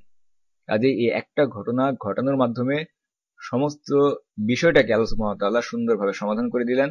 সমস্ত প্রশ্নের উত্তর চলে আসলো। কেউ জানতেও চাইল না এই শিশু তোমার কাছে কিভাবে আসলো, কারণ সবাই যেটা জানলো সেটা হচ্ছে এই শিশু অজ্ঞাত পরিচয়ের এক শিশু নদীতে ভাসছিল, ফেরাউন তাকে পালক পুত্র হিসেবে গ্রহণ করেছে, আর এই মহিলা হচ্ছে তার দুধ মা, অথচ তিনি হচ্ছেন মূসা আলাইহিস সালামের প্রকৃত মা। যখন মূসা আলাইহিস সালামকে তার মায়ের কাছে নিয়ে আসা হলো, মূসা আলাইহিস সালামের মা সন্তানকে ফিরে পেয়ে শান্ত হলেন এবং তাকে দুধ পান করালেন। ফেরাউনের স্ত্রী রানী আসিয়া মূসার মাকে বললেন, তুমি আমাদের প্রাসাদে আসবে, এসে এই শিশুকে দুধ পান করাবে। মূসা আলাইহিস সালামের মা তিনি সন্তানকে ফিরে পেয়ে সন্তুষ্ট হয়েছেন, শান্ত হয়েছেন, এবং তিনি আরো বুঝতে পারলেন যে এই শিশু মূসা সে অন্য কোনো মহিলার কাছ থেকে দুধ পান করবে না। সুবহানাল্লাহ। এখন আমরা দেখব কিভাবে আল্লাহ তার বান্দাদের পরিস্থিতিকে পরিবর্তন করে দেন যখন বান্দা আল্লাহর দেওয়া ওয়াদা পূরণের জন্য যে কাজ করতে আল্লাহ সুবহানাহু ওয়া তাআলা আদেশ করেন সেটাকে করে থাকে। এতক্ষণ পর্যন্ত আমরা দেখেছি মূসা এবং মূসা আলাইহিস সালামের মা সমস্ত বনী ইসরাইল তারা খুবই দুর্বল একটা অবস্থায় আছে, তাদের জানমালের কোনো নিরাপত্তা নেই। সেই পরিস্থিতিকে জারি রেখে আল্লাহ সুবহানাহু ওয়া তাআলা মূসা আলাইহিস সালামের মাকে শক্তিশালী অবস্থায় নিয়ে গেলেন। মূসা আলাইহিস সালামের মা যখন বুঝতে পারলেন এই শিশু অন্য কারো কাছ থেকে দুধ পান করবে না, মূসা আলাইহিস সালামের মা তিনি নিজে ফেরাউনের স্ত্রীকে শর্ত দিচ্ছেন। তিনি ফেরাউনের স্ত্রী রানীকে শর্ত দিয়ে বললেন, আমার স্বামী আছে, সন্তান আছে, সংসার আছে, কাজেই প্রাসাদে এসে এই সন্তানকে দুধ পান করানো আমার পক্ষে সম্ভব নয়, বরং এই সন্তানকে আমার কাছে দিয়ে দাও, সে আমার বাড়িতে এসে দুধ পান করে যাবে। সুবহানাল্লাহ। কিভাবে আল্লাহ তার বান্দাদের জন্য পরিস্থিতিকে পরিবর্তন করে দেন। মূসার মা বললেন, প্রাসাদে এসে দুধ পান করানো আমার পক্ষে সম্ভব নয়, বরং এই শিশুকে আমার কাছে পাঠিয়ে দিতে হবে। জীবনের সংশয়ের কারণে মূসা আলাইহিস সালামকে নদীতে ভাসিয়ে দেওয়া হয়েছিল। মূসার মা আল্লাহর নির্দেশ মান্য করে তার ঈমানের দৃঢ়তার পরিচয় দিয়েছেন। সুতরাং এখন পরীক্ষা শেষ, পুরস্কার লাভের পালা। শিশু মূসাকে রাজকীয় নিরাপত্তা বাহিনী দিয়ে, রয়্যাল গার্ড দিয়ে তার মায়ের কাছে পাঠিয়ে দেওয়া হলো। মূসার মা নিজের সন্তানকে দুধ পান করাচ্ছেন, বিনিময়ে ফেরাউন তাকে রাষ্ট্রীয় কোষাগার থেকে পারিশ্রমিক দিচ্ছে, ভাতা দিচ্ছে। আল্লাহু আকবার। সত্যি যারা তাকওয়া অবলম্বন করবে, আল্লাহর উপর ভরসা করবে, আল্লাহই তাদের জন্য নিষ্কৃতির, নাজাতের পথ তৈরি করে দিবেন। যদি মূসার মা আল্লাহর ওয়াদার উপরে বিশ্বাস না করতেন, বিলম্ব করতেন, তার শিশু সন্তানকে নিজের কাছে রেখে দিতেন, যে কোনো মুহূর্তে গুপ্তচরদের মাধ্যমে এই সন্তান ফাঁস হয়ে যেত, সন্তানকে হত্যা করা হতো, হতে পারত ক্রোধের কারণে সন্তানের মাকেও হত্যা করে ফেলতো। এতদিন দীর্ঘ 9 মাস কিভাবে সে গোপন রাখলো। কিন্তু আল্লাহ সুবহানাহু ওয়া তাআলার ওয়াদার উপরে বিশ্বাস করার কারণে যখন নদীতে তাকে ভাসিয়ে দেওয়া হলো, আল্লাহ সুবহানাহু ওয়া তাআলা ফেরাউনের ওই বাহিনী দিয়েই মূসা আলাইহিস সালামকে নিরাপত্তা দিলেন। এমনকি মূসা আলাইহিস সালামের কারণে পুরো পরিবারের জন্য আয় রোজগারের রিজিকের একটা ব্যবস্থা করে দিলেন। ফেরাউন তার কোষাগার থেকে ওই পরিবারকে ভাতা দিচ্ছে, কারণ এই মহিলা রাজকীয় পালক পুত্রকে দুধ পান করাচ্ছে। সমস্ত জাতি সেই পরিবারকে সম্মান জানাচ্ছে, কারণ তারা ফেরাউনের পালক পুত্রকে দেখাশোনা করার দায়িত্ব পেয়েছে। তাকওয়ার ফলাফল এটাই হচ্ছে, তাকওয়ার ফলাফল। যে কেউ আল্লাহকে ভয় করবে, আল্লাহ সুবহানাহু ওয়া তাআলা তার জন্য নাজাতের রাস্তা করে দিবেন। তিনি তাদেরকে এমন স্থান থেকে রিজিক দিবেন যেটা সে কখনো চিন্তাও করতে পারেননি। আল্লাহর ওয়াদা সত্য, ওয়াদাল্লাহি হক। আল্লাহ সুবহানাহু ওয়া তাআলা কুরআনে বলছেন, فرددناه إلى أمه كي تقر عينها ولا تحزن ولتعلم أن وعد الله حق ولكن أكثرهم لا يعلمون। এরপর আমি তাকে তার মায়ের কাছে ফিরিয়ে দিলাম, যাতে তার চক্ষু জুড়ায় এবং তিনি দুঃখ না করেন, এবং যেন তিনি জেনে রাখেন আল্লাহর ওয়াদা সত্য, ওয়াদাল্লাহি হক। কিন্তু আল্লাহ সুবহানাহু ওয়া তাআলা বলছেন অধিকাংশ মানুষই এই বিষয়টা সম্পর্কে জানে না। আল্লাহ সুবহানাহু ওয়া তাআলা বলছেন আমি তাকে তার কাছে ফিরিয়ে দিলাম যেন তার চক্ষু জুড়িয়ে যায়, যেন সে দুঃখ না করে। আল্লাহ সুবহানাহু ওয়া তাআলা যা বুঝাচ্ছেন সেটা হচ্ছে, আল্লাহ সুবহানাহু ওয়া তাআলা চাইলেন যেন মূসার মা আনন্দিত হন, প্রশান্ত হন, যেন তাকে দুঃখ করতে না হয়। নেক আমল এবং তাকওয়ার কারণে আল্লাহ সুবহানাহু ওয়া তাআলা চাইলেন না এই নেক মহিলা যেন কোনো দুঃখে না পড়েন। এবং সাথে সাথে আল্লাহ সুবহানাহু ওয়া তাআলা আরো বলছেন, এই ঘটনার মাধ্যমে যেন তিনি জেনে রাখেন যে আল্লাহর ওয়াদা হচ্ছে সত্য, আল্লাহর ওয়াদা ধ্রুব সত্য। এবং একই সাথে আল্লাহ সুবহানাহু ওয়া তাআলা বলছেন অধিকাংশ মানুষ এটা জানে না যে আল্লাহর ওয়াদা সত্য। এই ঘটনাকে কুরআনে পেশ করে আমাদেরকে আল্লাহ সুবহানাহু ওয়া তাআলা জানিয়ে দিচ্ছেন, তোমরা জেনে রাখো আল্লাহর ওয়াদা সত্য, কিন্তু অধিকাংশ মানুষ এই বিষয় সম্পর্কে বেখবর, তারা জানে না আল্লাহর ওয়াদা সত্য। মূসা আলাইহিস সালামের কাহিনীর এই অংশ আমরা দেখতে পাচ্ছি, এটা হচ্ছে দুর্বল অবস্থার চরম পর্যায়ের একটা উদাহরণ। ফেরাউনের রাজ্যে বনী ইসরায়েল ছিল সব থেকে দুর্বল এবং ফেরাউন ছিল সেই সময়ে সব থেকে বেশি পরাক্রমশালী। সেই রকম একটা কঠিন অবস্থায় মূসা আলাইহিস সালাম নিজেও একজন দুর্বল, অসহায়, সদ্যজাত শিশু। মূসা আলাইহিস সালামের মা, তিনিও এক দুর্বল, সদ্য প্রসূতি এক নারী। কিন্তু এতগুলো দুর্বল অবস্থা সত্ত্বেও শুধুমাত্র আল্লাহর আদেশকে পালন করার কারণে, আল্লাহর ওয়াদার উপরে বিশ্বাস করার কারণে আল্লাহ সুবহানাহু ওয়া তাআলা মূসার মাকে দৃঢ়তা দান করেছিলেন, তাকে শক্তি দান করেছেন। সমস্ত দিক থেকে আল্লাহ সুবহানাহু ওয়া তাআলা তাকে নিরাপত্তা দিয়ে যাচ্ছিলেন। বর্তমানে আমরা যদি আমাদের উম্মার দিকে তাকাই, পর্যালোচনা করি, আমরা দেখতে পাবো মুসলিম উম্মাহ বর্তমানে এমনই এক দুর্বলতম অবস্থার মধ্য দিয়ে যাচ্ছে। কাজে এই দুর্বল অবস্থায় নিরাপত্তা লাভ করার উপায় কি? দুর্বল অবস্থায় শক্তিশালী হওয়ার উপায় কি? এই দুর্বল অবস্থায় শক্তিশালী হওয়ার উপায়, নিরাপত্তা লাভ করার উপায় মূসা এবং তার মায়ের ঘটনা থেকে আমরা দেখতে পাচ্ছি। সেটা কি? সেটা হচ্ছে আল্লাহর উপরে ভরসা করা, আল্লাহর আদেশকে বাস্তবায়ন করা। শুধুমাত্র আল্লাহর আদেশ বাস্তবায়নের মাধ্যমেই সমস্ত দুর্বল অবস্থাতেও শক্তিশালী হওয়া যায়। আল্লাহর আদেশকে পরিত্যাগ করে আল্লাহ যে কাজ করতে বলেছেন সেটাকে ছেড়ে দিয়ে কখনোই দুর্বল অবস্থায় শক্তিশালী হওয়া সম্ভব নয়। বর্তমানে আমরা দেখতে পাচ্ছি শুধুমাত্র সালাত আদায়ের কারণে বিভিন্ন বিশ্ববিদ্যালয় থেকে শিক্ষার্থীদেরকে বহিষ্কার করা হচ্ছে। শুধুমাত্র দাড়ি রাখার কারণে, হিজাবের কারণে মানুষের উপর, মুসলিমদের উপর নেমে আসছে নানা রকম নির্যাতন। এমনকি আমাদের এই ঢাকা শহরেও আমরা দেখতে পাচ্ছি রমাদানে তারাবির সালাতকে নির্ধারিত সময়ের আগেই কেন শেষ করা হলো না, এই কারণে পার্শ্ববর্তী মন্দির থেকে হিন্দুরা এসে মসজিদে হামলা চালিয়ে গেছে। এর থেকে দুর্বল অবস্থা আর কি হতে পারে? এইরকম দুর্বল অসহায় অবস্থায় যদি আমরা আল্লাহর উপরে ভরসা রাখি, আল্লাহর আদেশকে বাস্তবায়নের মাধ্যমে, দিনকে ছেড়ে দেওয়ার মাধ্যমে নয়, বরং দিনকে ধরে রাখার মাধ্যমে, তাহলে আল্লাহ আমাদেরকে রক্ষা করবেন। এমন সব দিক থেকে আল্লাহ আমাদেরকে নিরাপত্তা দিবেন যেটা আমরা কখনো কল্পনাও করতে পারবো না। মূসার মা যাদের কারণে আতঙ্কিত ছিলেন, সেই রাজকীয় নিরাপত্তা বাহিনী এসে মূসা এবং তার মাকে নিরাপত্তা দিচ্ছে। এটা মূসার মা কখনোই স্বপ্নেও ধারণা করতে পারেননি। তিনি ধারণাও করতে পারেননি যে তার এই সন্তানের সাথে ভবিষ্যতে কি ঘটনা ঘটতে যাচ্ছে। কারণ আল্লাহ সুবহানাহু ওয়া তাআলার মহা পরিকল্পনা আগে থেকে কারো পক্ষে জানা সম্ভব নয়। না পারবে সেই পরিকল্পনার রহস্যকে উদ্ঘাটন করতে, এবং কিভাবে সেই পরিকল্পনা অগ্রসর হবে, বাস্তবায়ন হবে, এটাও কারো পক্ষে জানা সম্ভব নয়। শিশু মূসাকে ফেরাউনের প্রাসাদে অতি উত্তম উপায়ে লালন পালনের ব্যবস্থা হয়ে গেল। ফেরাউনের পালক পুত্র হয়ে গেলেন মূসা আলাইহিস সালাম। রেইনড্রপস মিডিয়ার অন্যান্য প্রজেক্ট সম্পর্কে জানতে ভিজিট করুন www.raindropsmedia.org অথবা ফেসবুক পেজ www.facebook.com/raindropsmedia অথবা ইউটিউব চ্যানেল www.youtube.com/raindropsmediaorg2015